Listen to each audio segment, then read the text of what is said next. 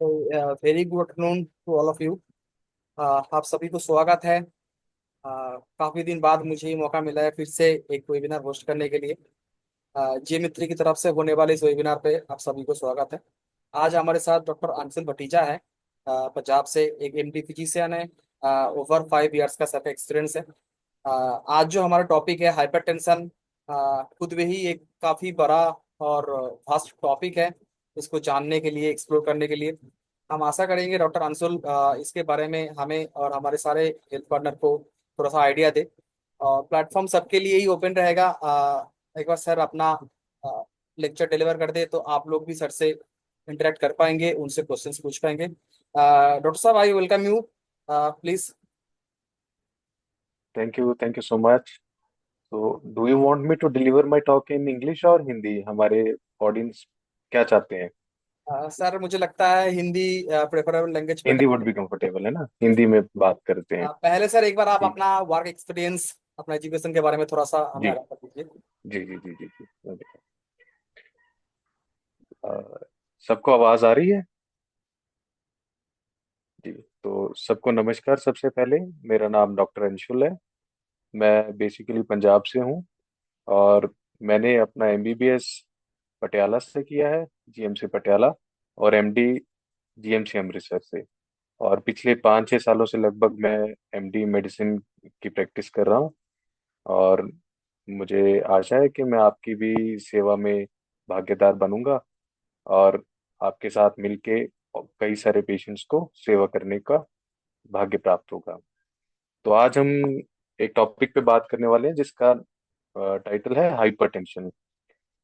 मुझे आशा है आप सभी जानते होंगे हाइपरटेंशन का मतलब। हाइपर मतलब ज्यादा, टेंशन मतलब प्रेशर।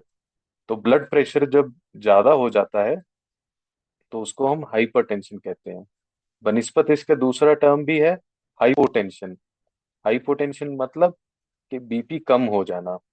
तो आज हम जिस बारे में बात करेंगे तो वो हाइपरटेंशन है। तो सबसे पहले हाइपरटेंशन का डेफिनेशन क्या है, क्राइटेरिया क्या है, कब बोलना उसको हाइपरटेंशन। तो रिसेंटली अभी अमेरिकन हार्ट एसोसिएशन ने पब्लिकेशन जारी किया है। उसमें इन्होंने हाइपरटेंशन को डिस्क्राइब किया है, more than 130 systolic blood pressure and 80 diastolic blood pressure. तो 130/80 के ऊपर ब्लड प्रेशर जाता है तो हम उसको हाइपरटेंशन लेबल कर देते हैं। This is called stage 1 hypertension.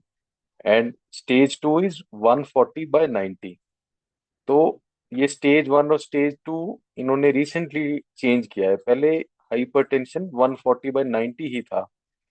पर अच्छी बात यह है कि अभी भी हमको ट्रीट जब भी करना है वो 140/90 को ही कट ऑफ मान के करना है। 130/80 पे हम लाइफस्टाइल मॉडिफिकेशन यूज कर सकते हैं। पर जो इलाज है, जो दवाई है, वो हमने 140/90 पे ही शुरू करना है। और सबसे पहले जब आपके पास मरीज आता है तो आप बीपी उसका मेजर करते हैं स्विग्मोमेनोमीटर से। तो उसका बीपी मेजर करने के लिए कुछ एक बातें हैं जो मैं चाहता हूँ आप लोग ध्यान में रखें। सबसे पहले तो कभी भी एक रीडिंग के ऊपर डायग्नोसिस नहीं बनाना है। हमेशा 2 या 3 रीडिंग होनी चाहिए। और कम से कम 2 या 3 दिन का गैप होना चाहिए दोनों तीनों रीडिंग्स में। और इन दोनों रीडिंग्स में अगर ज्यादातर या एवरेज रीडिंग मोर देन 140/90 आती है तभी हम उसको हाइपरटेंशन लेबल करेंगे। और दूसरा सबसे इम्पोर्टेंट बात कि हम उसके रिस्क फैक्टर्स पहले पहचाने।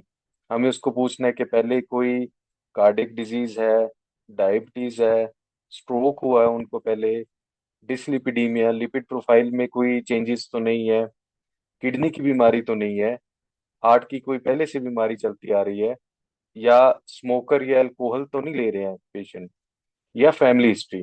अगर कोई यंग पेशेंट आ रहा है 30-40 साल की उम्र में, उसको हाइपरटेंशन है, तो उसको फैमिली हिस्ट्री जरूर पूछनी है कि आपके पिता को, आपके माता को डायबिटीज तो नहीं है।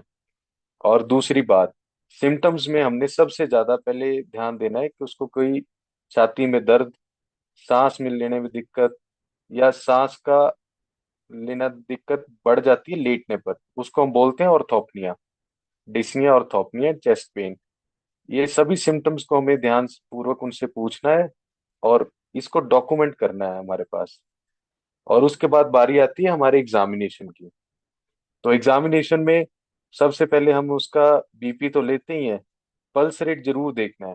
जब हम पल्स रेट उसका फील करेंगे तो वो रेगुलर है या इरेगुलर है। तो उसका बीएमआई भी कैलकुलेट करना है।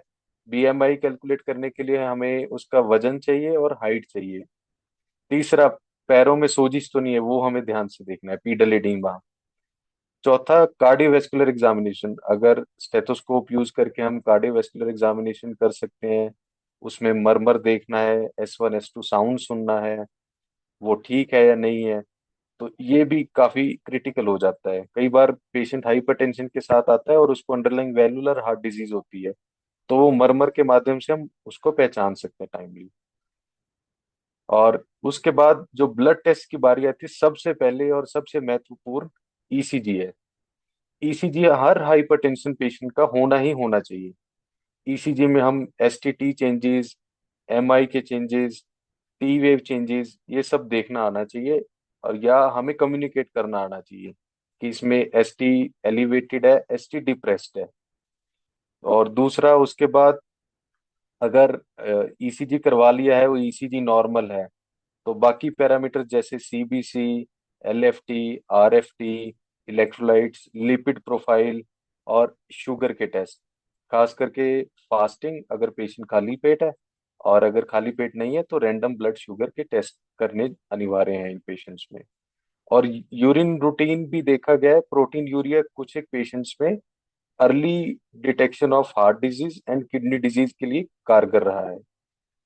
और कुछ एक एडवांस टेस्ट है जैसे कि इको हो गया, फंडस एग्जामिनेशन हो गया, ये कुछ एक पेशेंट्स में करवाना चाहिए जिनमें हमें लगता है कि जैसे ईसीजी हमने सब में करवाया और ईसीजी में चेंजेस हैं, तो हम इको में जाएंगे। इको में क्या देखना है हमें? लेफ्ट वेंट्रिकुलर हाइपरट्रॉफी और सिस्टोलिक डिसफंक्शन, डायस्टोलिक डिसफंक्शन, ये हमें देखना पड़ेगा। खास करके हार्ट फेलियर के पेशेंट्स में इजेक्शन फ्रैक्शन का भी ध्यान रखना पड़ेगा।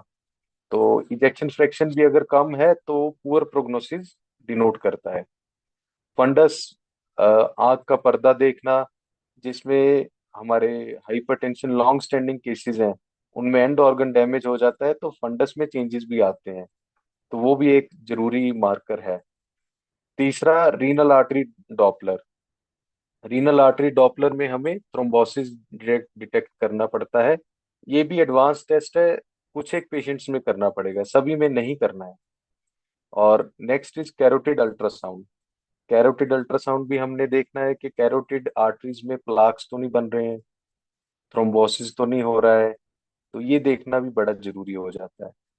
और इसके बाद हम आते हैं कि हमने मरीज आया, उसको हमने पहले बीपी चेक किया, दो रीडिंग्स ली, उसके बाद हमने एग्जामिन किया, कुछ एक ब्लड टेस्ट करा लिए।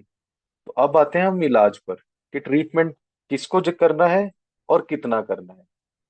तो ट्रीटमेंट मैंने जैसे ही बताया आपको, एक ही कट ऑफ आपने याद रखना है, 140/90, और वो भी ऑन 2 और 3 readings, at least 24 to 48 hours apart. अगर एक मरीज की एक ही रीडिंग है तो उसको आप स्टार्ट मत करिए हाइपरटेंशन के ट्रीटमेंट के लिए। अगर दो या दो से ज्यादा रीडिंग्स हैं, 140/90 ब्लड प्रेशर कंसिस्टेंटली ज्यादा है, तो आप उसको ट्रीटमेंट स्टार्ट करना है। तो सबसे पहले क्या है, नॉन फार्माकोलॉजिकल, कि दवाई के बिना क्या क्या कर सकते हैं हम, डाइट में क्या चेंज कर सकते हैं। तो डाइट में चेंज करना आपको क्या है? सबसे पहले लो सॉल्ट डाइट। तो लो सॉल्ट डाइट का मतलब क्या है, कितना लो होना चाहिए? मोटा मोटी ये बोलते हैं कि 24 घंटे में 5 ग्राम से कम नमक लेना चाहिए मरीज को। अब इसको मरीज को कैसे समझाना है कि आपने कोई भी एडिड सॉल्ट नहीं लेना। जैसे अगर आप सब्जी पका रहे हैं, उसमें जो बेसिक मिनिमल नमक है वो रहे। अगर कुछ भी आप जैसे सैलेड ले रहे हैं, रायता ले रहे हैं, तो उसमें आपने ऊपर से नमक नहीं लेना है। जितना भी रूटीन रोजमर्रा में नमक जा रहा है उतना ही लेना है, आपने अपनी तरफ से नमक ऐड नहीं करना। अब इसमें भी सॉल्ट की टाइप्स में भी कुछ एक कंट्रोवर्सीज हैं कि पिंक सॉल्ट दे सकते हैं, रॉक सॉल्ट दे सकते हैं, लो सोडियम सॉल्ट दे सकते हैं। तो इसमें कुछ पुख्ता नहीं है, पर low sodium salts, pink Himalayan salts कहते हैं कि बेटर है बनिस्पत जो हमारे वाइट आयोडाइज सॉल्ट्स हैं। तो लो सोडियम सॉल्ट्स ले सकते हैं, बट 5 ग्राम फिर भी एक लिमिट है। और इसको पेशेंट को कैसे कन्वे करना है कि कोई भी एडिड सॉल्ट नहीं लेना। सेकेंडली, जो भी हमारे रिस्क फैक्टर्स है, जैसे स्मोकिंग है, अल्कोहल है, ओबेसिटी है, उनको कंट्रोल में करना है। स्मोकिंग बिल्कुल बंद करनी पड़ेगी, अल्कोहल बिल्कुल बंद करना पड़ेगा, और आपको वजन कम करना पड़ेगा। इसीलिए हमने बीएमआई कैलकुलेट करना था शुरू में। तो बीएमआई का आइडियल वैल्यू कितना होना चाहिए? 25 से नीचे नीचे। 20 और 25 का गैप लेते हैं, और हमारे एशियन पॉपुलेशन में कहते हैं कि 23.5 से नीचे होना चाहिए बीएमआई आइडियल। और एक्सरसाइज करना अनिवार्य है, मैंडेटरी है। और कितना एक्सरसाइज करना है? 30 मिनट प्रतिदिन, और हफ्ते में कम से कम 5 दिन एक्सरसाइज को डिवोट करें। और एक्सरसाइज का मतलब ये नहीं है कि हम टहलते हुए गए पैदल और जाके सैर करके आ गए, वो एक्सरसाइज में काउंट नहीं होगा। एक्सरसाइज का मतलब है कि हम कोई भी ऐसी एक्टिविटी करें जिससे हमें पसीना आए। या तो हम जॉगिंग कर सकते हैं, या हम ब्रिस्क वॉकिंग कर सकते हैं, और या हम जिम ज्वाइन करके वहीं पे अपनी कार्डियो ट्रेनिंग कर सकते हैं। तो ये रही बात आपकी लो सॉल्ट डाइट की, आपकी एक्सरसाइज की, आपके रिस्क फैक्टर्स को कम करने की। और एक इसमें डाइट में देखा गया है कि मेडिटेरियन डाइट बड़ी कारगर है। तो मेडिटेरियन डाइट क्या होता है? सिंपल शब्दों में बोला जाए तो सैलेड वाली, वेजिटेबल रिच डाइट ये बेटर है इन पेशेंट्स के लिए। तो आप उनको बोलें कि रोज एक plate salad, vegetable rich diet ज्यादा खाएं आप, बनिस्पत के कार्बोहाइड्रेट्स, जैसे कि आप चावल, गेहूं इसको कम लें, वेजिटेबल ज्यादा खाएं, और सैलेड ज्यादा खाएं। अब बात आती है हमारी ट्रीटमेंट की कि दवाई क्या देनी है। तो दवाइयों के लिए जो गाइडलाइंस रिकमेंडेड है, combination therapy is better than the monotherapy. इसका मतलब क्या है कि दो दवाइयों का जो कॉम्बिनेशन है वो देना ज्यादा बेहतर है, बजाय कि एक ही दवाई हाई डोज में। तो कॉम्बिनेशन प्रेफरेबल क्या है? पहला कॉम्बिनेशन है एस इनहिबिटर या एआरबी प्लस हमारा कैल्शियम चैनल ब्लॉकर्स। तो इसको सिंपल भाषा में एग्जांपल दूं मैं आपको, तो आप लोगों ने कुछ प्रिस्क्राइब भी किया होगा, टेल्मा एच, टेलवा सेच, टेल्मा एएम, ऐसे कॉम्बिनेशन। तो इसमें से टेल्मा या टेलवास एएम वाला कॉम्बिनेशन 40/5, ये स्टार्टिंग कॉम्बिनेशन होना चाहिए हमारा, जो भी मरीज हमारे पास पहली बार हाइपरटेंशन के साथ आया। और अगर इससे भी हम देखते हैं रिस्पॉन्स 4 हफ्ते बाद बीपी 140/90 के नीचे आ रहा है, तो हमारा सक्सेसफुल है, हम उसको कंटिन्यू करेंगे। अगर बीपी 140/90 से ऊपर रह रहा है इस कॉम्बिनेशन के बावजूद, तो हम उसको डोज बढ़ाएंगे, 40/10 करेंगे एमलोडिपिन को। अगर इससे भी नहीं आ रहा तो हम एक तीसरा एजेंट भी ऐड कर सकते हैं, जिसको बोलते हैं thiazide, Telma H, Telma C H, ये कॉम्बिनेशन आपने सुने होंगे। तो हम ये कॉम्बिनेशंस भी ऐड कर सकते हैं। अगर इससे भी नहीं होता है, 3 दवाइयां देने के बाद भी बीपी अगर आपसे कंट्रोल नहीं हो रहा है, तो इसको हम रिफ्रैक्टरी हाइपरटेंशन बोलते हैं। तो इसके लिए कुछ और एडवांस टेक्निक्स होती हैं, कुछ एडवांस ड्रग्स होते हैं, जो हम कंसल्टेशन में ही उसके बारे में डिस्कशन करेंगे। पर ज्यादातर 90% ऑफ द पेशेंट्स हमारे ये इन्हीं 2-3 ड्रग्स में अ, ठीक हो जाते हैं। और अब मरीज पूछता है कि बीपी ज्यादा है, मुझे कोई सिम्टम नहीं है, तो मैं इसका इलाज लूं या ना लूं? तो इनका इलाज लेना जरूरी है। अगर हम बीपी, चाहे उसका सिम्टम है चाहे नहीं है, उसका इलाज लेना क्यों जरूरी? क्योंकि बीपी या हाइपरटेंशन, ये इसके परसिस्टेंटली हाई रहने से कॉम्प्लिकेशंस होने का रिस्क रहता है। जैसे हार्ट में मायोकार्डियल इंफार्क्शन, जिसको आम भाषा में हार्ट अटैक भी बोलते हैं, सीकेडी यानी chronic kidney disease, kidney fail होने का रिस्क रहता है। तीसरा, स्ट्रोक यानी ब्रेन अटैक, ये होने का भी रिस्क रहता है। Metabolic syndrome, hypertensive urgency, hypertensive emergency, तो ये सब हमारे कॉम्प्लिकेशंस रहते हैं। तो इनको प्रिवेंट करने के लिए हमें ये सब दवाइयां देनी ही जरूरी हैं। तो मेरे पास एक पेशेंट थे, उनका एज था 50। तो उनका ऐसे ही था, वो ब्लड प्रेशर की दवाई कभी लेते थे कभी नहीं लेते थे। वो कहते थे कि मुझे कोई सिम्टम ही नहीं है। तो मैंने उनको समझाया भी था कि आप इसको लें, आपका बीपी 140/90 से नीचे होना चाहिए। तो उसके बावजूद भी उन्होंने इसको सलाह को नहीं माना, और 6 महीने बाद उनको स्ट्रोक हो गया, अधरंग हो गया, पैरालिसिस हो गया, उनका लेफ्ट साइड काम करना बंद कर गया था। तो फिर वो मेरे पास आए, तो उनको हमने थ्रोम्बोलाइज किया, उनको उसके बाद स्टेबलाइज किया, मैनिटॉल दिया। पर उनको 6 महीने से 1 साल लग गया पूरा अपना अधरंग को ठीक करते करते। तो ऐसी दर्दनाक भयानक कॉम्प्लिकेशन से बचने के लिए हमें अपना बीपी कंट्रोल रखना जरूरी है। और यही हमने अपने पेशेंट्स को काउंसल करना है कि इसको आप दवाई को रेगुलर लें और नमक बिल्कुल बंद करें। तो उससे क्या होगा कि हमारा बीपी कंट्रोल में रहेगा, तो हमारा कॉम्प्लिकेशन रेट और कम हो जाएगा। तो अभी मैं इसको समराइज करता हूँ। तो जब भी हमारे पास पेशेंट आता है, तो सबसे पहले हमने उसका बीपी का रीडिंग लेना है। कभी भी एक रीडिंग पे हमें डायग्नोसिस नहीं बनाना है हाइपरटेंशन का। दो या दो से ज्यादा रीडिंग हो तो हाइपरटेंशन का लेबल बनेगा। उसको एग्जामिन करना है। ईसीजी अनिवार्य है, मैंडेटरी है हर पेशेंट में हाइपरटेंशन के साथ। और जिनमें ईसीजी में चेंजेस हैं या और रिस्क फैक्टर्स हैं, तो हम advance taste like 2D eco में भी जा सकते हैं। और उसके बाद इलाज 140/90 के कट ऑफ पे करना है। कॉम्बिनेशन थेरेपी देना है। हमें स्टार्ट करना है टेल्मा या टेलवास एएम से। और हमारा टारगेट होना चाहिए 140/90 से नीचे आ जाए। अगर नहीं आता है तो हम उसकी डोज बढ़ाते हैं या एक और ड्रग ऐड कर देते हैं। तो और इसके साथ साथ हमें डाइट और एक्सरसाइज और अल्कोहल और स्मोकिंग के बारे में भी पेशेंट को काउंसल करना है। और उसको समझाना है कि अगर आप इसको नहीं फॉलो करते तो कॉम्प्लिकेशन का रिस्क हो सकता है। तो मैं इसी के साथ अपनी बात को रखता हूँ। और मैं चाहता हूँ कि आपके मन में जो भी कोई सवाल है, तो आप मेरे से जरूर पूछें। जो भी डाउट है, चाहे वो हाइपरटेंशन के रिलेटेड, चाहे किसी और टॉपिक के रिलेटेड भी, तो आप मेरे से पूछ सकते हैं। Thank you. Thank you so much sir, that was very good information actually. Specially जो डाइट वाला पॉइंट था काफ़ी अच्छा था। जी जी। राइट, क्योंकि एज ए इंडियन हम डाइट बहुत गलत लेते हैं काफ़ी बार। दवाई भी लेते हैं और बिल्कुल। डाइट भी बहुत गलत लेते हैं, तो ये डाइट साथ साथ मेंटेन करना काफ़ी जरूरी है। बाकी जी हमारे सारे हेल्थ पार्टनर को भी रहेगा कि आप सर से थोड़ा क्वेश्चन पूछ सकते हो। जी, किसी को भी कोई भी टॉपिक पे पूछना है, हाइपरटेंशन ही नहीं, आप किसी भी टॉपिक, या कोई आपके इनकाउंटर में पेशेंट है, कोई डिफिकल्ट केस रहा है, या कोई अपना एक्सपीरियंस शेयर करना चाहता है, तो एवरीवन इज वेलकम। आप प्लीज अपना वीडियो ऑन करें और मेरे से बात करें।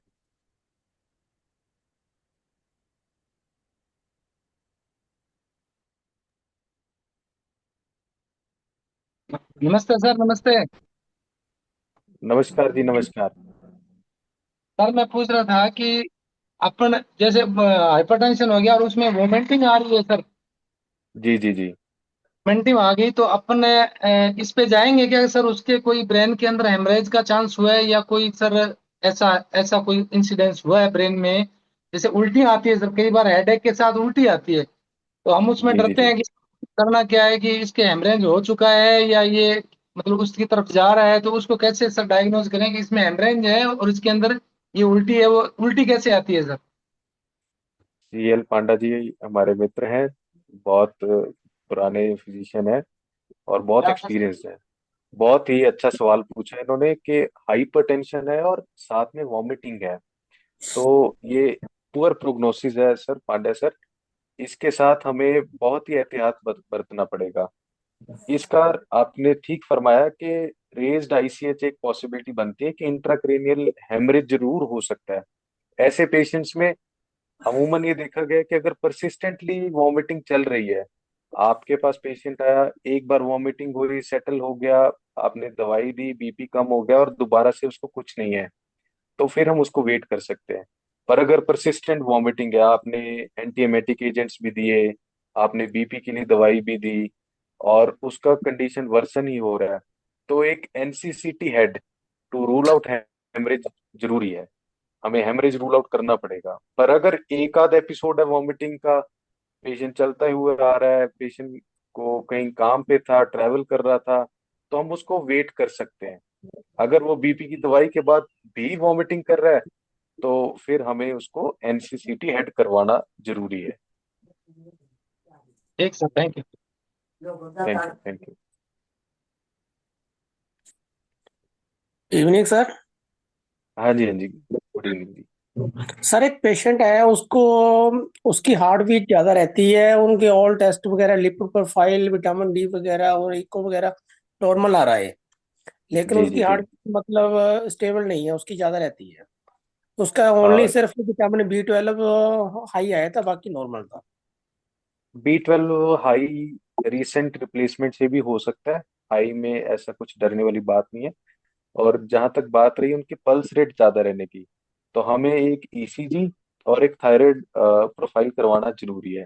थायराइड भी अगर नॉर्मल था उनकी।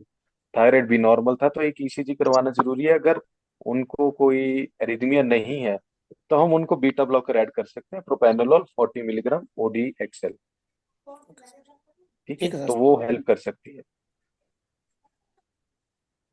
आपका नाम और नमस्कार। कहाँ से आप बताइए। जो भी मेरे से कनेक्ट करें प्लीज मैं रिक्वेस्ट करूंगा आप अपना नाम और अपना जहाँ से भी हैं, आप प्लीज बताएं। मैं sir Avinash Kumar from Nangal dam, district Ropar, Punjab से हूँ। ओके जी, ओके ओके। बहुत अच्छा लगा आपसे मिलकर। नमस्कार सर, मैं एमपी मध्य प्रदेश जिला सतना से हूँ सर। जी नमस्कार जी, नमस्कार जी। जी, एक पेशेंट सर आया था एक दिन हमारे पास। हाँ जी। उसका बीपी 220/95 था। इसके गोली देने के बाद भी नहीं कम हो रहा सर उसका। जी जी जी, बहुत अच्छा सवाल है आपका। 200 से ऊपर जब भी ब्लड प्रेशर जाता है जी सिस्टोलिक, तो हमें इसको हाइपरटेंसिव, अर्जेंसी और इमरजेंसी में डिफरेंशिएट करना पड़ेगा। हाइपरटेंसिव, अर्जेंसी और इमरजेंसी में फर्क ये होता है कि very high BP with end organ damage, चाहे एंड ऑर्गन डैमेज जी ब्रेन जी में हो, चाहे हार्ट में हो, चाहे किडनी में हो, तो हमें ऐसे जी कंडीशंस जी में बीटा ब्लॉकर्स आईवी देने पड़ते हैं। तो उसको देखने के लिए, एंड जी ऑर्गन जी डैमेज जी को देखने के लिए हमने एक तो आरएफटी करवाना है, हमने उसका यूरिन रूटीन करवाना है, जी और एमआरआई। एमआरआई कुछ सिलेक्ट केसेस में करवाना पड़ सकता है, उससे पहले हम फंडस एग्जामिनेशन करवा सकते हैं। और ऐसे केसेस में हमें बहुत धीरे जी धीरे करके बीपी लो करना होता है। अगर हम एकदम से बीपी लो कर देते हैं तो जी वो भी हानिकारक हो सकता है। तो आपने उस पेशेंट का किया क्या था? जी जी। हमने सर उसको दर्द था सीने में तो सार्बिट्रेट टैबलेट और इको एस्प्रिन दिया तो उसका बीपी डाउन हो गया। ठीक है जी, ठीक है। तो ऐसे केसेस में हम बीटा ब्लॉकर्स हमने दे सकते हैं, आईवी। जी जी। जी जी जी। और ये मैनिटैल वगैरह सर क्या ही आता है? मैनिटॉल, मैं वही बता रहा हूँ कि अगर ब्रेन में डैमेज है या हमारे पास फंडस में जी डैमेज डिटेक्ट हो गया है तो मैनिटोल देने का रोल है। अगर ऐसा नहीं है तो फिर मैनिटोल देने का ज्यादा रोल नहीं है। जी जी जी। जी। फिर उसकी टैबलेट एक क्लीनी डिपिन चल रही है, इकोस्प्रिन और क्या बोलते हैं टेल्मा साल्टन वगैरह चल रही है सर। फिर हम रेफर कर दिए थे सपना के लिए, ज्यादा स्थिति खराब हो गई। ठीक है जी, ठीक है। तो अभी उनका बीपी कितना चल रहा है? अभी भी सर गोली खाने पर लगभग कभी 170 172, अभी एक दिन फिर 220 हो गया था तो उनका हम्म। बीपी लगभग नॉर्मल हो नहीं जा सकता। तो मेरे 7 8 विचार घंटे तक गोली का। हम्म, तो मेरे विचार से ना उनको टेल्मिसार्टन, हाइड्रोक्लोरथायाजाइड और साथ में जी अमलोडिपिन, ट्रिपल कॉम्बिनेशन देना पड़ेगा। और उनका बीपी हमें मॉनिटर करना पड़ेगा। जी ठीक है जी। और अगर परसिस्टेंटली हाई जी रहता है जी तो जी हमें आरएफटी, यूरिन रूटीन, फंडस और एमआरआई, ये सब कराना पड़ेगा। और एक जरूरी बात है, जो ऐसे केसेस ईसीजी होते हैं। वगैरह। हाँ जी, हाँ जी, बताइए ईसीजी जी में। ईसीजी करवाए थे और खून का रूटीन जांच करवाए थे, हम्म। एलएफटी वगैरह ये सब करवाए थे उनका। जी जी जी। जी जी। ईसीजी एलएफटी में से ज्यादा सही। आरएफटी ज्यादा जरूरी है इनमें ना। जी आरएफटी, जी यूरिन रूटीन, ईसीजी। और जी अगर ऐसे केसेस में छाती में दर्द या सांस लेने में दिक्कत है तो ट्रोपोनिन आई का भी रोल है। ट्रोपोनिन जी आई जी क्वांटिटेटिव भी करवाना चाहिए। जी जी जी। तो ये जी। इकोपिन और सारी सर, तो उसका बीपी बहुत फिर लो हो गया, फिर हमको ओआरएस वगैरह पिलाना पड़ा, फिर रेफर किए। ठीक है, चलो आपने ये ठीक किया, इसीलिए मैंने कहा कि ऐसे पेशेंट्स में एकदम से बीपी अगर हम ज्यादा लो करें तो वो भी हानिकारक है। तो हमें इनमें ग्रेजुअल जी डिक्लाइन लाना पड़ता है ब्लड प्रेशर को कंट्रोल करने के लिए। जी जी जी जी जी। जी सर। Hello sir. हाँ जी, नमस्कार जी। जी, मैं बिहार मधुबनी डिस्ट्रिक्ट से बोल रहा हूँ। जी जी सर, हाइपर टेंसिव इमरजेंसी में हम छोटे जी। से क्लिनिक में क्या मतलब कर सकते हैं कि उनको हाँ जी। चलो, इंजेक्शन अच्छा अवेलेबल नहीं है सवाल। उसके बाद? अगर देखिए, इनमें बेस्ट तो ट्रीटमेंट यही रहता है कि हमें आईवी लेबिटालोल देना पड़ता है, आईवी बीटा ब्लॉकर। अगर हमारे पास लेबिटालोल का ऑप्शन नहीं है तो हमारे पास जो भी एंटी हाइपरटेंसिव्स हैं उनको लो डोज में, जैसे टेल्मिसार्टन है तो टेल्मा एम 40/5, उसको बीडी डोज में शुरुआत करके एक सुबह एक शाम को लेके उनको रेफर कर देना चाहिए, अगर हमारे पास आईवी लेबिटालोल नहीं है। हमें बहुत जी ज्यादा अग्रेसिव होके एकदम से बीपी डाउन नहीं करना है, क्योंकि ऐसे जी पेशेंट्स का अकोमोडेशन हुआ होता है हाई बीपी पे। उनको लगता है कि 180 तक भी आएंगे तो उनको जी बीपी कम होने के सिम्टम्स आने शुरू हो जाते हैं। अगर जी 220 है बेसलाइन बीपी, अगर आप उसका एकदम से 150 160 ले आएंगे तो उसको तो हाइपोटेंशन हो जाएगा, चक्कर आएगा, वो जी। गिर जाएगा, उसको चोट लग जाएगी। तो स्लोली सर ऐसे डाउन केसेस करना में है। जी जी जी ग्रेजुअली डाउन करना है, बिल्कुल। जी जी। सर, इसमें डिपिन 10 जो है सब लिंगुअल दे सकते हैं मतलब ये? अगर चेस्ट पेन है तो हम उसको सबलिंगुअल दे सकते हैं, अगर चेस्ट पेन नहीं है तो हमें ये नहीं एंटी सर, नाइफी हाइपरटेंसिव लो नाइफी डोज। डिपिन की बात कर रहे हैं हम लोग, जो है नीडल चुभा के जो है उसको थोड़ा सा लिक्विड जो है जबान के हाँ। नीचे डाल देते हम्म। हैं, उस तरह से सर? जो नाइट्रेट्स है, निफेडिपिन है, ये जी जी सब बीपी थोड़ा रैपिडली लो करते हैं, और हम जब सबलिंगुअली देते हैं तो वो सीधा ब्लड में जाता है ड्रग, जी जी और जी जी बड़ी रैपिडली एक्ट करता है। जी तो जी उसको देने से मेरे को लगता है नुकसान ज्यादा होगा फायदे के बजाय। अगर जी चेस्ट जी पेन नहीं है तो ये प्रैक्टिस नहीं करनी चाहिए हमें। जी जी। जी। ठीक है सर, थैंक यू। ओके जी, ओके। सर, हमारे यहाँ का तो चलन है कि इतना बीपी अगर आया है 200 के आसपास तो उसको लास्ट 6 इंजेक्शन लगाते हैं सर, आईवी। लेसिक्स भी एक ऑप्शन है। लेसिक्स एक अच्छा ऑप्शन है, बट गाइडलाइंस रिकमेंडेड लेबिटालोल है, फर्स्ट लाइन लेबिटालोल है। लेसिक्स से क्या होगा कि उसको जो डायूरेसिस होगी, मिक्सचरेशन ज्यादा होगा, पेशाब के रास्ते पानी ज्यादा निकलेगा, उससे टेम्परेरी रिलीफ आएगा। तो ये भी एक ऑप्शन है, अच्छा ऑप्शन है आपके जो सेंटर में कर रहे हैं।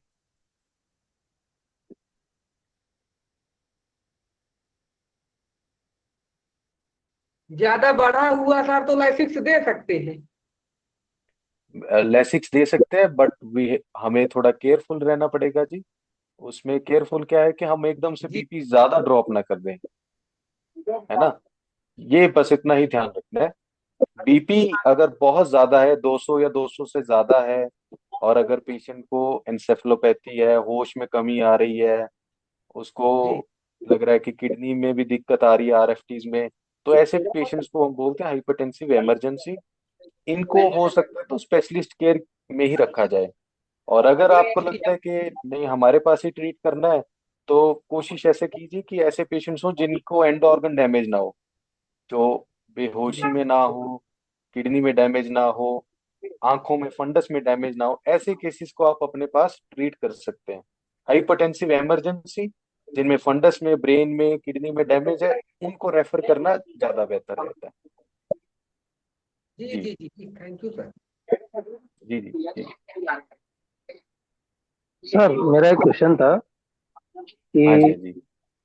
अगर पेशेंट हमारे पास में आता है जिसका 160 या फिर 170 बीपी है, तो हम्म। अब यहाँ से सेंटर जाने में उसको समय लगे, तो प्राइमरी ट्रीटमेंट में लोबाटालोल के अलावा और क्या दे सकते हैं उसको, कि उसको थोड़ा रिलीफ मिले, उसके बाद उसको सेंटर रेफर कर दें। तो सब प्राइमरी कंडीशन, जैसे बहुत सारे रेगुलर ने वो जो एम्पुल आते हैं वो भी लगाते हैं, लेकिन उससे किसी किसी को हम्म, ठंड चढ़ने की शिकायत भी रहती है। तो जी जी लोबाटोल के जी अलावा सर कोई बेस्ट ऑप्शन है जो सेफ रहे क्या? सेफ ड्रग बिल्कुल अपन लगा के उसको रेफर कर सके आगे?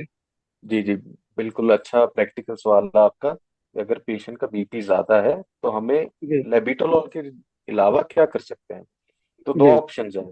एक तो अगर जी। आप आईवी देना चाहते हैं तो लेसिक्स दे सकते हैं, बट मेरा ये मानना है कि लेसिक्स भी थोड़ा लो डोज में 20 मिलीग्राम से दें हम, ताकि उसका जी। बीपी बहुत ज्यादा हम ड्रॉप ना करें। ठीक है। हम्म। दूसरा, अगर हमारे पास कुछ नहीं है 160, फिर भी हम ओरल थेरेपी भी स्टार्ट कर सकते हैं। उसको टेल्मा एम स्टार्ट करो आप 40/5 बीडी डोज में। तो अगर 160/90 या उसके आसपास ब्लड प्रेशर है तो टेल्मा एम 40/5 बीडी डोज में स्टार्ट करके आप उसको रेफर कर सकते हैं, अगर आप रेफर करना चाहते हैं। सर जैसे मेरा एक पेशेंट था, तो उसका हम्म एज होगा 28 के लगभग। तो उनकी फर्स्ट हम्म प्रेगनेंसी नॉर्मल हुई, तो सेकेंड में 5वें महीने उनका बीपी राइज होना स्टार्ट हो गया था। तो ये डॉक्टर ने ध्यान नहीं दिया, फिर मैडम को बाद हम्म में मालूम पड़ा कि बीपी राइज हो रहा है। तो फिर उनको लोबाटोलोल भी लगा, फिर डिपिन 5 mg टेबलेट भी स्टार्ट की, लोपटल 200 mg वो भी स्टार्ट की। तो फिर भी वो हम्म। कवर नहीं कर पाई, तो 8वें महीने में उनको डिलीवरी करवानी पड़ी है। अब वो सोच रहे हैं कि हम प्रेगनेंस आगे हम्म जी, अब क्या हम आगे प्लानिंग करें अगर फैमिली की, तो क्या सेफ रहेगा कि, या हाई रिस्क में तो रहेगा, लेकिन क्या सेफ है प्रेगनेंसी आगे प्लानिंग करना? क्योंकि चलो, ये आईसीयू भी एक शिफ्ट भी बहुत हुए ही थे इन प्रेगनेंसी के टाइम में, आईसीयू में भी शिफ्ट हम्म हुए थे वो। हम्म। 2-3 बार रखे भी थे। और वो 5-6 महीने से ही मतलब वो लोबाटारोल टेबलेट और डेपिन 5 चली थी सर उनको, बीडीओ टीडीएस में दोनों में। ठीक है जी। तो ये आपका जो सवाल है ये बहुत अच्छा सवाल है। आपने हम्म ये जो बात की प्रेगनेंसी में, तो जो हम्म। भी मैंने अभी तक टॉक की है ना, उसमें प्रेगनेंसी वाले पेशेंट्स इंक्लूडेड नहीं थे। एस इनहिबिटर ARBs, जो टेलमिसार्टन ड्रग है, ऑलमिसार्टन ड्रग है, ये प्रेगनेंसी में यूज नहीं करते हैं। ठीक है, जी। पहली बात। हम्म तो प्रेगनेंसी में हमारे पास जो सेफ ऑप्शंस है वो कैल्शियम चैनल ब्लॉकर्स ही हैं। अम्लोडिपिन हो गया, सिलिनिडिपिन हो गया। ठीक है। हम्म और जो प्रेगनेंसी में हाइपरटेंशन होता है, हम्म। उसके कई तरह के सिंड्रोम्स हैं। जैसे प्रेगनेंसी इंड्यूस्ड हाइपरटेंशन, पेशेंट को प्रेगनेंसी से पहले हाइपरटेंशन नहीं था, पर प्रेगनेंसी के बाद हुआ तो प्रेगनेंसी इंड्यूस्ड हाइपरटेंशन। दूसरा, जी प्री एक्लेम्पशिया एक इम्पॉर्टेंट कंडीशन है जिसमें प्रेगनेंसी में हाइपरटेंशन हो सकता है। ऐसे केसेस में pregnancy plus hypertension, it is better to refer to gynaecologist. हमें ऐसे पेशेंट्स को ओपीडी या हमारे अपने, मतलब जहाँ पे हमारे पास फैसिलिटीज नहीं है, वहां पे ट्रीट नहीं करना चाहिए। अगर बीपी है सपोज करो 150 146/90, तो हम उनको अम्लोडिपिन या सिलिनिडिपिन पे डाल सकते हैं। अगर इससे ज्यादा है, और हर प्रेगनेंसी वाले पेशेंट को यूरिन डिपस्टिक तो करवाना ही करवाना है प्रोटीन यूरिया देखने के लिए। अगर प्रोटीन यूरिया है तो आप रेफर कर दीजिए, वो ज्यादा बेहतर है। क्योंकि प्रेगनेंसी में कोई कॉम्प्लिकेशन होने का रिस्क होता है, तो वो फिर आपके गले ना पड़े। तो आपको सेफ रहना है इसमें। नहीं सर, मेरा कहना ये है कि आगे अगर वो प्लानिंग करे होता है क्या? बीच वाला जी प्रेगनेंसी जी नहीं जी। की। है। तो इसको प्रेडिक्ट खाना करना मुश्किल है कि हम उसको बोलें कि आगे होगा या नहीं होगा। उसके लिए कुछ एक सेंटर्स में इकोस्प्रिन 75 प्री एम्प्टिवली देते हैं। प्री एक्लेम्पशिया में क्या होता है, जो प्लेसेंटा है उसका वेस्कुलर स्ट्रक्चर है, उसमें जब ऑल्टरेशन होती है। 10 रुपए। तो ऐसे फिर केसेस में सीधे हम जिनमें चलाएंगे भाई, क्या करें? जो पहले जलाने के केस लिए में है नहीं हाँ है। ठीक है, दिक्कत बढ़िया आई ये। है, जिनमें पहले केस पे दिक्कत आई है, तो उनमें हम इकोस्प्रिन सेकंड प्रेगनेंसी से पहले शुरू कर देते हैं। तो इतना ही कर सकते हैं। लाडो।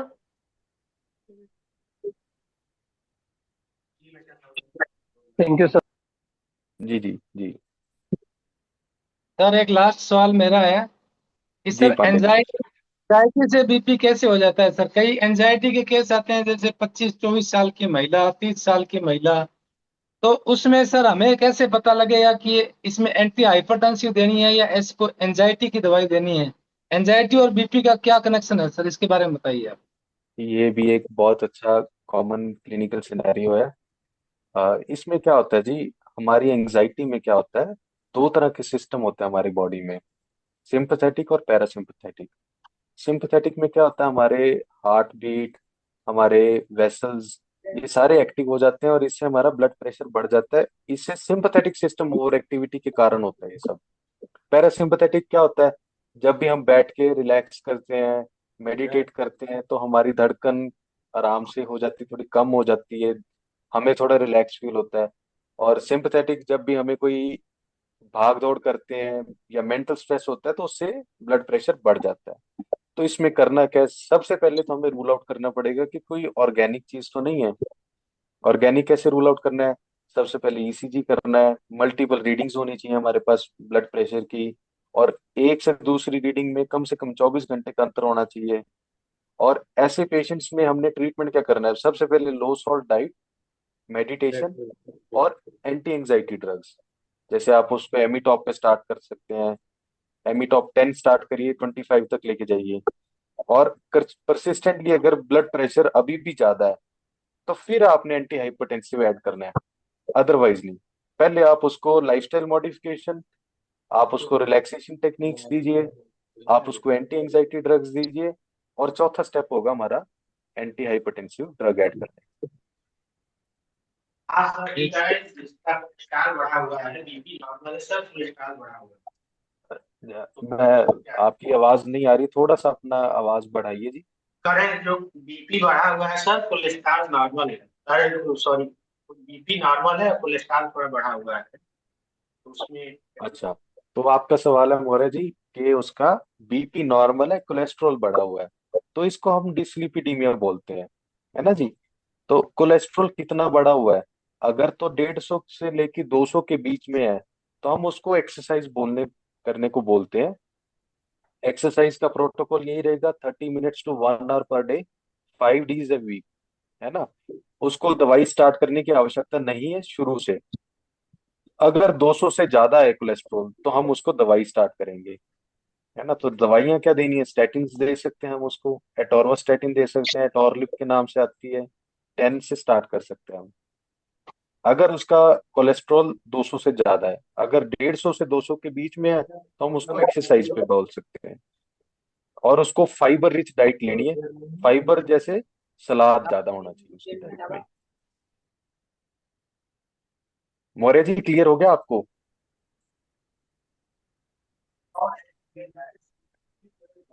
Hello sir. हेलो। हाँ सर, मैं आशीष बोल रहा हूँ सर, फरीदाबाद से। हाँ जी, हाँ जी, नमस्कार आशीष जी। नमस्कार सर। एक पेशेंट है जिसको हाइपरटेंशन है, 90 हाँ बटे जी। 150 160 रहता था, तो टेलमॉस को चलाई थी, तो उसका हाँ, 140 90 रहता है, फिर भी अभी भी ठीक उसको। है। तो उसको ठीक ना है। एक तो डायबिटीज था, उसको टाइप 2 डायबिटीज थी उसको। तो उसको हम्म। ग्लिमिब्राइड M2 चलाया था उसको, ठीक है जी। ग्लिमिब्राइड 2, मेटफॉर्मिन ठीक है। ग्लिमिब्राइड। तो उसको ना कंटिन्यू उसको ना एक ओवरवेट होने लगा पेशेंट। क्या होने लगा? ओवरवेट होने लगा, मतलब वजन बढ़ने लगा पेशेंट का, और फटीक होने ओके। लगी बहुत ज्यादा। ठीक है। ठीक है। तो ऐसा है जी, जो डायबिटीज और हाइपरटेंशन इकट्ठे आ गए ना, तो ये सारा मेटाबॉलिक सिंड्रोम का पार्ट है। तो ऐसे पेशेंट्स में ओबेसिटी होना, ओबेसिटी ना देखो दोनों तरह से है। ये डायबिटीज का कारण भी है, और डायबिटीज हाइपरटेंशन होने से ये भी बढ़ता है, तो ये विशियस साइकिल बन जाता है। तो ओबेसिटी होना है, तो आपने सबसे पहले इनका बीएमआई कैलकुलेट करना है, ठीक है। और इनको एक्सरसाइज प्रोटोकॉल पे डालना है, 30 minutes to 1 hour per day for 5 days a week. और इसमें रेजिस्टेंट ट्रेनिंग जरूरी है। रेजिस्टेंस ट्रेनिंग का मतलब है कि इनको वजन भी उठाना पड़ेगा, जो वेट ट्रेनिंग है ना थोड़ी, हम्म। वो भी उठाना पड़ेगा। तीसरा, इनको क्या करना है कि आपका फैट कम करना है, और प्रोटीन ज्यादा होना चाहिए इनकी डाइट में। प्रोटीन जैसे कि आप अगर वेजिटेरियन हैं, तो चने ले सकते हैं आप पनीर ले सकते हैं, आप दाल ले सकते हैं। अगर नॉन वेजिटेरियन है, तो चिकन एग्स ये सब ले सकते हैं। तो प्रोटीन रिच डाइट इनको लेनी पड़ेगी। और फोर्थली, इनको जो दवाइयां हैं, इनको ऑप्टिमाइज करना पड़ेगा। जैसे कुछ एक दवाइयां हैं, ग्लिमिप्राइड है, इन सब से भी वेट गेन होने का रिस्क रहता है, तो इनको दवाइयां चेंज करनी पड़ेगी। मेटफॉर्मिन के कॉम्बिनेशन में डाला आपने, या मेटफॉर्मिन के एक? कॉम्बिनेशन में डाला सर। हाँ, तो मेटफॉर्मिन इसको थोड़ा बढ़ाना पड़ेगा। मेटफॉर्मिन है वो वेट न्यूट्रल है, ग्लिमिप्राइड हम्म। है इन सबसे वेट थोड़ा बढ़ सकता है जी। ओके। और इनका जो ना कुछ बीपी की लिक्विड आपने, प्रोफाइल भी, इनका लिक्विड हाँ जी, हाँ प्रोफाइल जी, भी कराया था मैंने, तो इनका हाँ टीजी जी, बढ़ा हुआ था 182। जी जी, मैं वही हाँ। बता रहा हूँ, ट्राइग्लिसराइड बढ़ना भी इनका हमारा मेटाबॉलिक सिंड्रोम में ही आता है। तो ये सब हम्म, होगा। ये कहीं ना कहीं ये अल्कोहल या स्मोकिंग तो नहीं कर रहे हैं, ये भी नहीं पूछ नहीं रहे हैं नहीं, आपसे। एक लेडीज है 40 ईयर्स, वो जॉब अच्छा, करती है लेडीज कंपनी है। में। हाँ जी, ठीक है। लेडीज हैं। हाँ, इनको अभी HbA1c कराया, वो भी 7.6 आया है। इनको कंटिन्यू, ओके। इनको मेडिसिन के चलने के बाद भी। जी जी तो जी। अभी एक कंसल्टेशन हमारी चल रही थी डॉक्टर साहब से, तो उन्होंने ना उनको गिलिमी स्टार PM2 उन्होंने सजेस्ट किया है। उन्होंने कि गिलिमी स्टार M2 की जगह PM2 खिलाइए। ठीक है जी, ये भी एक ऑप्शन ठीक है। मेरे विचार से मैं इनको मेटफॉर्मिन बढ़ाता, हम्म, ग्लीमिप्राइड थोड़ी कम करता, और इनको लाइफस्टाइल मेजर्स जरूर समझाने चाहिए, ताकि जो हमारा टारगेट HbA1c 7 से नीचे आना हम्म, चाहिए। ओके। है ना? तो ये ओके करना सर। पड़ेगा। और वेट लॉस करने से ना आप देखेंगे कि कितने सारे पेशेंट्स में हमारे जो फॉलोअप में है, वेट लॉस करने से जो इनकी दवाई का असर है वो बढ़ जाता है। क्यों? क्योंकि वेट लॉस होने से इंसुलिन सेंसिटिविटी बढ़ जाती है। तो जो राइट। बॉडी थोड़ा बहुत इंसुलिन प्रोड्यूस कर रही है, वो फैट के कारण इंसुलिन काम नहीं कर पा रहा। तो वेट लॉस कम करेंगे, फैट कम होगा, तो इंसुलिन काम करना बेहतर हो जाता है, तो हमारी दवाई की रिक्वायरमेंट कम हो जाती है उससे। तो इनको वजन तो कम करना पड़ेगा। एक थायराइड टेस्ट जरूर करवा लीजिएगा इनका, अगर आपने थायराइड नहीं करवाया करवाया। सर मैंने, थायराइड नोडियम नॉर्मल आया, यूरिन करवाया, नॉर्मल। यूरिन नॉर्मल आया। जी जी। HB भी नॉर्मल था इनका। जी जी। टेस्ट इनके सारे करवाए थे सर मैंने। पर वो शुगर ठीक है। HB1 से 7.2 आया था इनका। और इनको पैरालिडीमा जरूर है सर, पैरों में सूजन। पीडल एडिमा है, तो हाँ। आप इनको जरूर से RFT और यूरिन रूटीन में, खास करके अगर हो सकता है तो यूरिनरी ACR जरूर करवा लें। ACR। हाँ जी। Okay albumin to AC। Creatinine ratio होता है, उसमें हमें हम्म। अगर किडनी का डैमेज होता है तो अर्ली ऑनसेट में पता चल जाता है। और डायबिटिक है, हाइपरटेंसिव है पेशेंट, तो किडनी डैमेज होने का रिस्क ज्यादा है इनमें। मैंने सर इनका रीनल फंक्शन कराया था, वो तो उनका पूरा टोटली नॉर्मल आया था। कोई बात नहीं, जो एस्क्रेटिन भी। यूरिनरी ACR है ना जी, वो हाँ। किडनी की क्रेटनिन, जो यूरिनरी ACR है, वो क्रेटनिन के डैमेज होने से पहले ही बता देता है कि किडनी डैमेज हो रही है। ओके। जी। यूरियन ACR। Urinary ACR। अभी ये आप जो कराना है भी एक जरूरी है, क्योंकि अभी दिन रीनल इनका ठीक आया है और यूरिन भी इनका ठीक आया है। अगर हमें लगता है कि पीडल एडिमा को कोई और कारण नहीं है तो कराना जरूरी है। अगर आपने ओके सर। एग्जामिन कर लिया पेशेंट को, चेस्ट में क्रेप्स है, तो फिर तो वो उनका हार्ट फेलियर का कंपोनेंट बन जाएगा। है ना? तो ओके। उसको एग्जामिन करके पेशेंट को इन टोटेलिटी देखना पड़ेगा कि इसमें इंडिकेटेड है या नहीं है। पर अगर आप मेरे से पूछें कि पीडल एडिमा है, डायबिटिक है, हाइपरटेंसिव है, तो उसमें यूरिनरी ACR इसलिए करवाना जरूरी है कि हम early onset of kidney damage उसको डिटेक्ट करने के लिए। इनका TG बढ़ा हुआ है, इनको रोज ही डे F20 देना जरूरी है सर। रोज TG डे कितना है? F20। वैल्यू कितना है एक ट्राइग्लिसराइड का? वन एक मिनट सर। TG इनका है 187। नहीं, अभी इसको वेट कर 182। सकते हैं। कोई बात नहीं, वो इनको वेट कर सकते हैं। अभी इनको फिनोफाइब्रेट या स्टैटिन करने से पहले इनको बोलो आप वजन कम करो अपना। और ओके। लाइफस्टाइल मॉडिफिकेशन में इनको आप बोलो कि रोज एक प्लेट सैलेड जरूर खाना है, और रोज आधे घंटे से 1 घंटे के बीच में एक्सरसाइज जरूर करनी है। तो इनको जी PM2 नमस्ते। की जगह मेटफॉर्मिन मेटफॉर्मिन इंक्रीज कर दूं सर? मेटफॉर्मिन बढ़ाना चाहिए, ग्लीमिप्राइड कम करना चाहिए। मेटफॉर्मिन आप यानी 2 ग्राम तक सेफली दे सकते हैं तो मेटफॉर्मिन 2 ग्राम और ग्लेमिप्राइड बंद कर पर दूं डे। सर? हाँ जी, हाँ जी, हाँ पर जी। डे। ओके सर, हाँ थैंक जी। You sir. ओके जी, okay. Thank you. Okay. Neeraj ji, आपका भी कुछ क्वेश्चन था? नीरज यादव जी।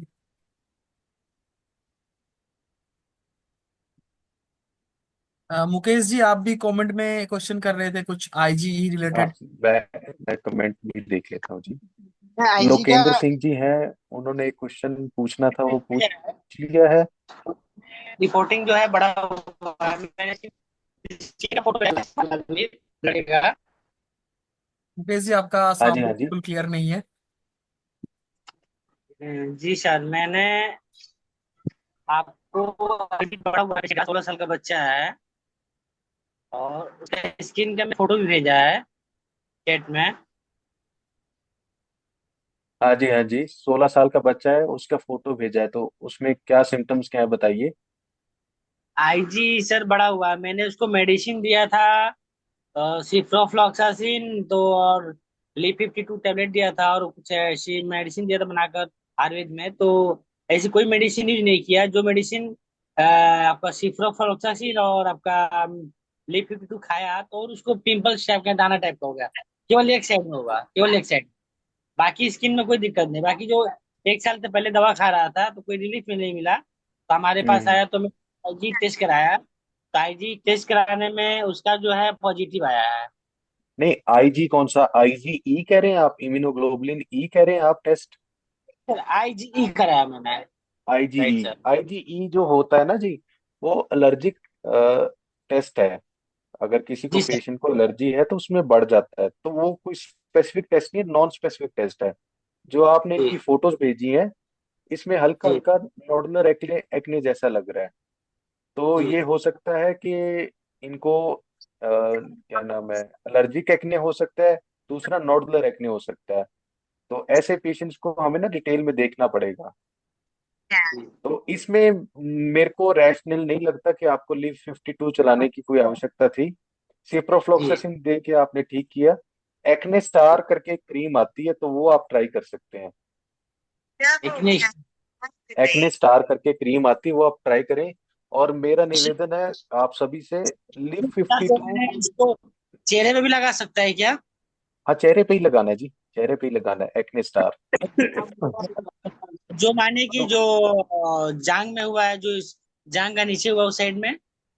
देखिए, उसका मुझे आपने फोटो भेजना है, फिर मैं देख के डिटेल में आपको बता मेरे पाऊंगा। ख्याल से डॉक्टर साहब जहाँ इसमें ये सही रहेगा कि एक बार पेशेंट आपके पास आके रेफर होगा तो बेहतर बिल्कुल रहेगा इसमें। बिल्कुल बिल्कुल। अच्छा सर, इसके मैंने लिए आपको रेफर में कर दूंगा आपको थोड़ी देर मैं आपको क्योंकि कर मुकेश जी दूंगा देखिए, सर। इसमें कुछ कंडीशंस होती है जहाँ पे ना फिजिशियंस प्रॉपरली चेक करके ही बेहतर सलाह दे सकते हैं इसमें। जी अच्छा कोई बिल्कुल दिक्कत नहीं। बिल्कुल। Refer hello. सर को दिखा दो। सर जी को जी मैं जी दिखा दूँ। जी जी जी जी, मोस्ट हेलो। वेलकम। हेलो, हाँ हेलो। जी हाँ जी, नाम बताइए आप अपना और कहाँ से हैं? डॉक्टर नीरज यादव, बिलसी बदायूं। जी नमस्कार, नीरज नीरज जी, बताइए नमस्कार जी। सर।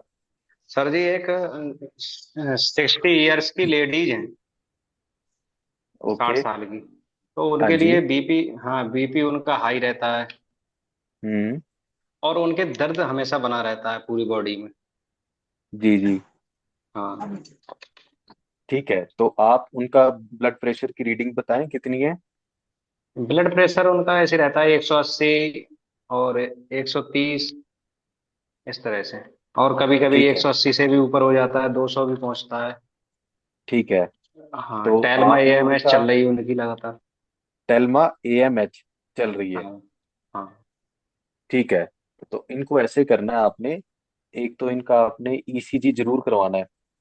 ठीक है जी, जो हमने अच्छा जी। डिस्कस किया अपनी टॉक में। जी। जी। ईसीजी, यूरिन रूटीन, जी। आरएफटी, जी। और अगर पॉसिबल हो तो फंडस भी। और इनको इनका। डाइट समझानी है आपने। नमक बिल्कुल बंद कर दें अपनी डाइट से। जी। रोज एक प्लेट सैलेड कर लें। और इनका आपने टेल्मा एएमएच बीडी डोज में शुरू कर दें आप, अगर ओडी चल रहा है तो। अच्छा सर। ठीक है। अगर इसके जी। बाद भी नहीं आएगा तो हम इसको टेल्मा को ऑल्मा कर देंगे, ऑल्मे साटन दवाई। ठीक है जी। जी सर। जी। और इनको आपने रेगुलर हफ्ते हफ्ते बाद बीपी चेक करने के लिए बुलाना है। जी। और अगर आपको लगता है कि ईसीजी में कोई चेंजेस हैं तो आपने कंसल्टेशन ले लेना है इसके लिए। जी। ठीक है। तो नमक बंद, दवाई चेंज कर दी है हमने, इनको एक्सरसाइज का समझा दिया है। और जो बदन में दर्द रहता है तो आप इनको एक एमिटॉप 10 मिलीग्राम रात को डाल दो। कौन सी बताई सर? एमिटॉप, एमिट्रिप्टिलिन। अच्छा। क्योंकि हेलो। ऐसे पेशेंट्स में, ओल्ड एज में फेल पेशेंट्स में न्यूरोपैथी डेवलप हो जाती है ना? तो एमिट्रिप्लिन ये 10 mg देना है शाम के शाम को? 10 mg सिर्फ। अच्छा। हेलो इनका सर जी। इनका इनका वो मायोनेट एसआर और चल रही है सब रात में। मायोनेट एसआर क्यों चल रही है?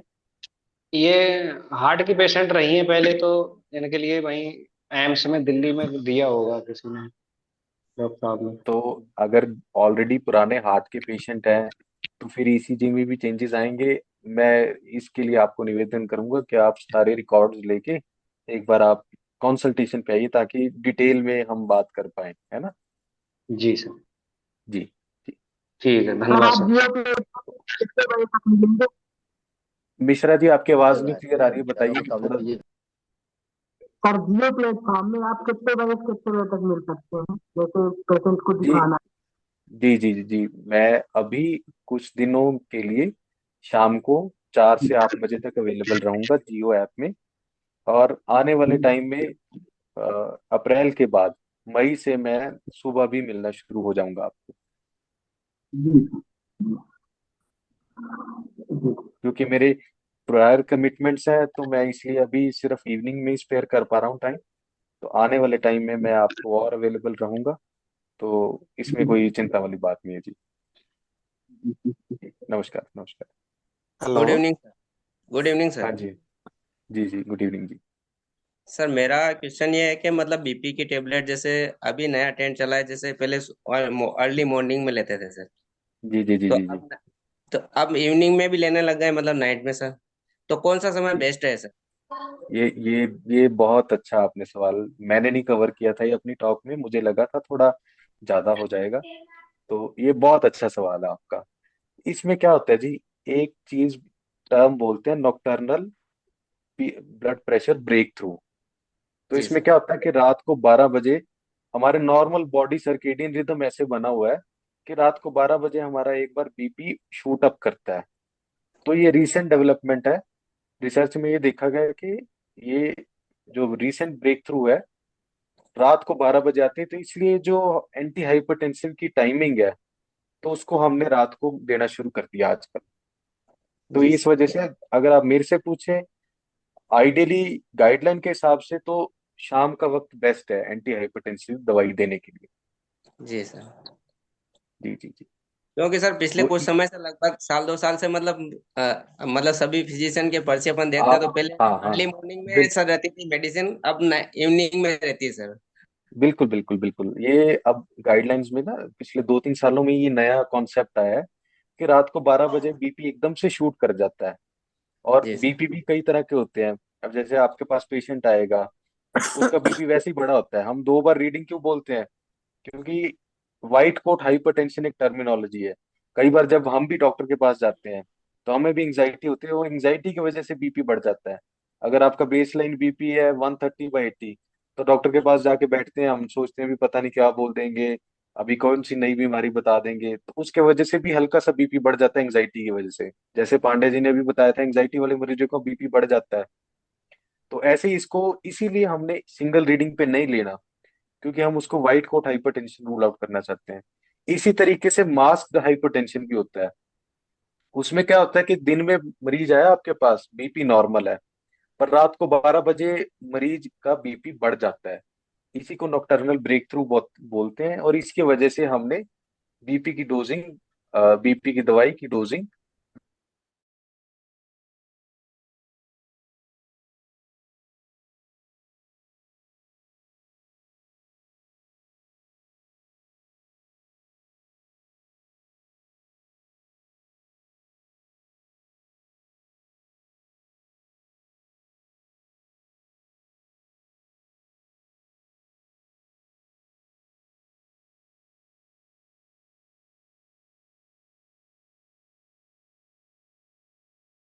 या फिर जैसे किसी पेशेंट का हार्ट रेट बहुत ज्यादा है, हम उसको बीटा ब्लॉकर दे सकते हैं। तो यही 3-4 कंडीशंस है आज के टाइम में जिनमें बीटा ब्लॉकर देना है। अदरवाइज बीटा ब्लॉकर आज के टाइम में फर्स्ट लाइन थेरेपी नहीं है, जी सर। है ना। सर टीएसएस की वजह से भी बीपी अप डाउन हो सकता है सर? टीएसएच की वजह से भी हो सकता है, खास करके हाइपरथायराइडिज्म। जी सर। अगर टीएसएच कम है तो हाइपरथायराइडिज्म है, हाइपरथायराइडिज्म में बीपी बढ़ सकता है जी। जी सर। जी। Thank you sir. ओके जी, ओके ओके जी। नमस्ते। नमस्ते जी, नमस्ते। नरेंद्र मालवी, मंदसौर, मध्य प्रदेश। जी जी, मालवीय जी बताइए जी, नमस्कार। नमस्कार सर। मेरा एक पेशेंट है सर, स्मोकिंग भी करता है और ड्रिंकिंग भी करता है, और उसको रोज जो पैरों में जलन होता है, दर्द होता है, सुन्नपन होता है, तो उसमें क्या अपन न्यूरोकाइंट वगैरह लगाए, इंजेक्शन वगैरह? चलो, ये भी एक अच्छा सवाल है कि पेशेंट स्मोकर है, अल्कोहलिक है और हाँ उसको पैरों में सूनपन रहता है। हाँ। देखिए, जलन सबसे पहले, जी जी जी, जलन भी। जलन भी होती है। तो सबसे पहले तो ये दो तरीके के बीमारियां हो सकती हैं। एक तो पेरिफेरल आर्टीरियल डिजीज बोलते हैं, जैसे हम हार्ट में बोलते हैं कि ब्लॉकेज आ गया तो एमआई हो गया, उसी तरह हाँ। से हमारे पैरों की भी आर्टरीज होती हैं, उनमें भी ब्लॉकेज आ सकती है। स्मोकिंग सबसे बड़ा रिस्क फैक्टर है उस चीज का। अच्छा अच्छा। अगर ऐसा है तो हम उनका एक तो डॉपलर कराएंगे लोअर लिम्ब का, लोअर लिप आर्टीरियल का। प्लस वीनस अच्छा अच्छा। डॉपलर। दूसरा, जैसे आपने बोला कि न्यूरोकाइन लगाना है, तो उससे पहले मैं बी 12 लेवल्स करवाना चाहूंगा जी। अगर B12। उनका बी 12 लेवल कम है, जैसे वो अल्कोहलिक है, तो ये भी एक रिस्क फैक्टर है बी 12 लेवल कम होने का।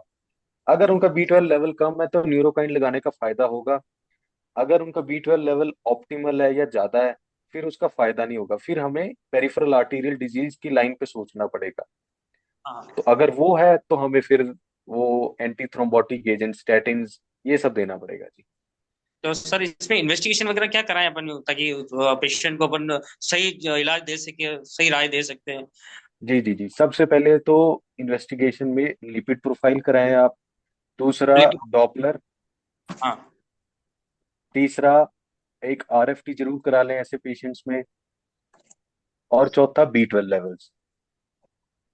अच्छा, B12। हाँ, ये ठीक है। चार टेस्ट तो अनिवार्य है, बाकी आप रूटीन करवाना चाहें तो ऐड ऑन करवा सकते हैं आप।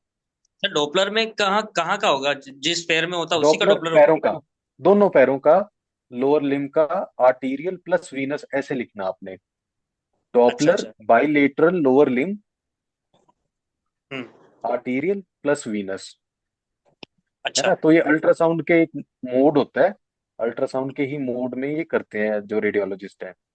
रेडियोलॉजिस्ट कर देगा। जी जी जी जी। कि फिर ये रिपोर्ट मैं आपको दिखा दूंगा। हाँ जी हाँ जी। आप इसमें श्योर। कब मिलते हैं जियो पे सर आप। जियो में मैं शाम को 4 से 8 के बीच में मिलता हूँ। अभी आने वाले 1 महीने के बाद तो मैं आपको मॉर्निंग में भी अवेलेबल होने की कोशिश पूरी रहेगी मेरी। अच्छा सर। ठीक है सर। ठीक, यही सवाल था, बाकी ये जांच करके मैं आपको दिखाता हूँ क्या रहता है, फिर आप श्योरली ट्रीटमेंट। श्योरली। हाँ जी हाँ जी, जरूर जरूर। ठीक है सर। अगर बी 12 कम आएगा तो हम उसको रिप्लेस करेंगे। अगर हमें लगता है पेरिफेरल आर्टीरियल डिजीज है तो हम उसी अकॉर्डिंगली ट्रीट करेंगे जी। सर पुराने, हम तो बहुत पुराने इसमें जियो पे काम किया है। कोविड की पारी भी जी जियो से खेली सर। जी जी जी। तो बढ़िया जी, आपका तो एक्सपीरियंस काफी हो गया। 33 ऑक्सीजन जो लेवल था जिसका, वो आज हमारा पेशेंट जिंदा है सर। अरे वाह जी वाह, कॉन्ग्रेचुलेशन। ये सब कोविड जियो ने के, सिखाया। क्या सर। जी जी, बिल्कुल बिल्कुल, बहुत अच्छी बात है जी। के ऐसे तिवारी ही, थे। जी जी बहुत बहुत बहुत अच्छा सपोर्ट रहा सर जियो का। और जी उस समय ये आ गया था कि हम लोग जैसे गांव में बैठे कहीं ट्रीटमेंट करें, क्या दें हम। जी जी जी जी। नहीं, सपोर्ट हो जाता है, एक इससे, सेकंड ओपिनियन हो जाता है। हाँ हाँ, नहीं सर, इससे क्या बहुत सपोर्ट हुआ हमको। बहुत लोगों की जी जी जान जी, बचाई। बिल्कुल बिल्कुल जी बिल्कुल। ये तो इसमें कोई, ये तो सबसे बड़ा फायदा इसका यही है कि आप ना रूरल एरिया में बैठ के लोगों हम्म। को एक फोकस्ड हेल्प दे पा रहे हैं। ऐसे नहीं कि हमने कुछ भी लिख दिया। अगर हमें लग नहीं। रहा है कि ये हमें पता है, ये लिख दिया, अगर हमें लग रहा है कहीं हमें डाउट है, तो हम ऐसे कंसल्टेशन करके सपोर्ट ले सकते हैं। पेशेंट तो आपका ही रहेगा, है हाँ, कि नहीं। पेशेंट हमारे। और हाँ उसी पेशेंट को आप एक अच्छे तरीके से आप उसको मतलब इलाज कर पा रहे हैं, बजाय कि उसको वो बाहर जाना पड़ रहा है, उसको इलाज घर में ही मिल रहा है। जितना उसका आने जाने का खर्चा उससे कम में उसको घर में मिल रहा घर पे हो जाएगा सर, सही है। है ना जी। और तो ये, आज अगर कंसल्टेंट के पास भी जाओ तो उससे भी अच्छा इलाज जियो जियो की ऐप से मिल जाता है। जी जी जी, बिल्कुल बिल्कुल, क्यों नहीं, क्यों नहीं। बहुत बहुत सिखाया है मेरे को जियो ने, और मुझे अब मैं अब चलाना ही बंद कर दिया। आज मीटिंग में पहली बार आया मैं। जी जी, नहीं नहीं, चलो अच्छी बात है, आप मिलते रहिए जी, ऐसा कुछ नहीं है। एक्सपीरियंस अच्छा दे जियो दिया पे जियो बहुत ने। महसूस होता है। हाँ सर। जी, हेलो। बताइए। हाँ जी हाँ जी हाँ जी, मिश्रा जियो जी। पे, जियो अभी हमने 3 महीने से लिया है तो अच्छे पेशेंट ठीक किए हैं, वे जो नागपुर वगैरह जाने के बाद भी यहाँ ठीक करवाइए सर। चलो, बहुत अच्छी बात है जी, बहुत अच्छी बात है। यहाँ ऐसे ही पर एक सेवा करें। छोटे से गांव। जी। तो अच्छा सपोर्ट मिला, अच्छा हमें लगा। आप लोगों का आशीर्वाद सब मिले इसी तरह। नहीं हम नहीं, ये लोग जब क्या जी जियो ने नहीं नहीं, ये डॉक्टरी तो करना टीम वर्क है जी। क्या सर? जी जियो ने जो गांव में जो बैठे हुए जो लोग हैं, जिनने जियो हम्म। जियो जो से ज्वाइन किया है, जी जी क्या सर, तो वो जी। लोग के डॉक्टरी होती क्या है? हम्म। नहीं, वही बात आ गई ना जी, कि या इससे क्या हो रहा है कि इससे जियो से क्वालिटी मैं बढ़ रही है जी, क्वालिटी ऑफ ट्रीटमेंट इंप्रूव हो रहा है। सर, आप न्यूरोलॉजिस्ट को देख लो, एमबीबीएस मिल जाएगा आपको, हार्ट वाला डॉक्टर 5 मिनट में अवेलेबल हो जाएगा। जी जी जी डॉक्टर आप अवेलेबल हो जाएगा, हाथों हाथ पेशेंट को भी जानकारी मिल जाए, पेशेंट भी ठीक हो जाए, जी। और मतलब अपन ही सब कर सकते हैं बैठे बैठे। बिल्कुल बिल्कुल जी, बिल्कुल बिल्कुल। मैंने जियो में भी पेशेंट को दिखाया था, लीवर का एलएफटी जी प्रॉब्लम थी। सर अभी बहुत बेस्ट है, पेशेंट ठीक भी हो गया, अभी जॉब करता है, गवर्नमेंट टीचर भी है। जी जी और जी मुझे तो जियो से बहुत फायदा मिलता है, मुझे बहुत सपोर्टेड मिल रहा है। जी और बाकी तो सर बहुत बेस्ट है कि जो हमारे पास अवेलेबल डॉक्टर मिल जाते हैं, और मैं 10-15 मिनट के अंदर में सपोर्ट मिल जाते हैं सर। जी जी जी जी। तो काफी अच्छा चीज भी, सारे पेशेंट को रिस्पांस मिलता है अभी तक। बहुत अच्छी बात है जी, इसको ऐसे ही कंटिन्यू रखना है और ऐसे ही मरीजों की सेवा में रहना है। एक चीज मेरी सबसे निवेदन है कि हम सब ने मिलके अच्छे ब्रांड्स की अच्छी क्वालिटी दवाई देनी है, और ये जो लोकल दवाई है उनसे परहेज करना है ना, क्योंकि सर रिस्पॉन्स मैंने आने में दवाई की क्वालिटी भी बहुत इंपॉर्टेंट रोल प्ले करती है जी। जियो का मेडिसिन भी मंगा के रखा है, मैंने जी जी देखिए जी जियो जी। का रखा है। बहुत अच्छी बात है जी, बहुत अच्छी बात है। आई टोटल जी जी जी जियो का जी। मेडिसिन में बहुत अच्छी। बस।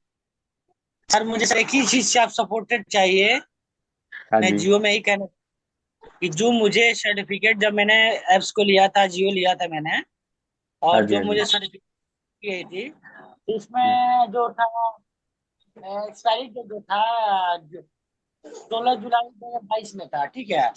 अभी मैं जी यही कहना चाहता हूँ सर, जियो में जो प्रैक्टिशनर को जो लिया है ऐप से, उसको नई सर्टिफिकेट को देने का प्रयास करे, ताकि जी मुझे मेरे पास जो भी मतलब कि सीएमओ वगैरह आते हैं, या एडिशनल अधिकारी भी आते हैं, ये थोड़ी प्रॉब्लम हमें होती है, बोलते हैं कि नहीं जियो आप चला रहे हैं, किस तरह से आप प्रैक्टिस कर रहे हैं। तो सर मैं इससे रिक्वेस्ट करूंगा कि सर्टिफिकेट न्यू प्रोवाइड करने की प्रयास करें जियो। मुकेश जी, जी। मैं आपका यस डॉक्टर साहब, जी थैंक जी यू जी प्लीज। एक्चुअली। डॉक्टर साहब तो देखिए एक फिजिशियन है, तो सर का काम पेशेंट देखना, कंसल्ट करना है। मुकेश जी, आपसे टीम प्रॉपरली कनेक्ट कर लेंगे पर्सनली, आपका सर्टिफिकेट रिलेटेड, और आपको बिल्कुल जो भी आपका सर्टिफिकेट रिन्यू करवा के दिया जाएगा।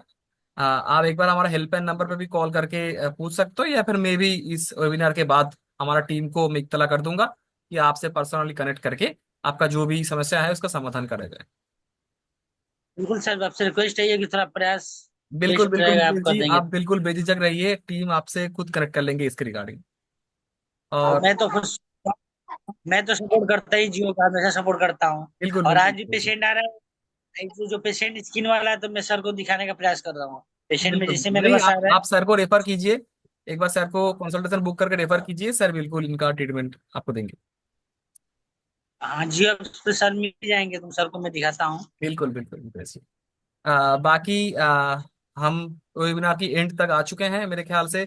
सर ने काफी कीमती 1 घंटा हमें दिया है। बहुत बहुत धन्यवाद नरेंद्र मलवा जी को, सत्येंद्र मिश्र जी को, और जिन्होंने लास्ट में आके जियो का काफी गुणगान किया, अच्छा बताया, और जिन्होंने भी क्वेश्चन पूछा है काफी वैलिड क्वेश्चंस थे। काफी अच्छा इंटरेक्टिव सेशन था। सर ने भी उनको वेल एक्सप्लेन किया, thank you so much sir once again. और हम आशा रखेंगे कि आगे भी एक बार आपके साथ कुछ और भी सेशंस न्यू टॉपिक के साथ हम रख पाए, क्योंकि जो आपका बताने का तरीका है हमारे काफी हेल्प पार्टनर को ऑलरेडी पसंद आ चुका है। आप वो समझ ही सकते होंगे रिस्पॉन्स देख के। Thank you so much one जी जी सेकंड जी। सर। आप नो सारे इश्यूज, मैं सबके लिए धन्यवाद करता हूँ आपकी पेशेंस लिसनिंग के लिए।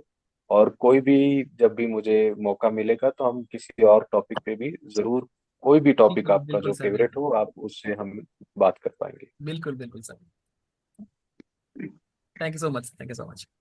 Thank you thank you.